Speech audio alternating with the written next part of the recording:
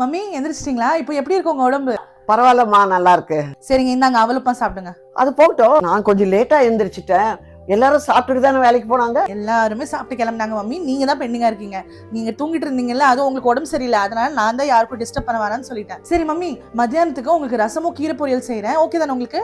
சரிப்பா, பரவாயில்ல. சரிங்க mummy. A few moments later. சொல்லுங்கம்மா. என்னம்மா பண்ற? மாப்பிள்ளையும் பேத்தி என்ன பண்றாங்க? அவங்க எல்லாம் காலையில ரெடி ஆயிட்டு அவங்க வேலைக்கும் அவன் ஸ்கூலுக்கும் கிளம்பிட்டான். நான் வந்து என் மாமியாருக்கு உடம்பு சரியில்லைல்ல, அவங்களுக்கு ரசமும் கீரை பொரியல் செஞ்சுட்டு இருக்கேன் மம்மி.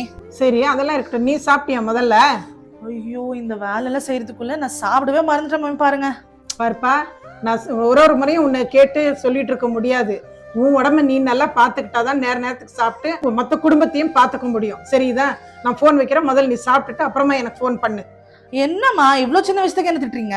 முதல்ல நான் சொன்னதை செய், சாப்பிட்டுட்டு அப்புறமா பேசு. சரி வைங்க, சாப்பிடுறேன்.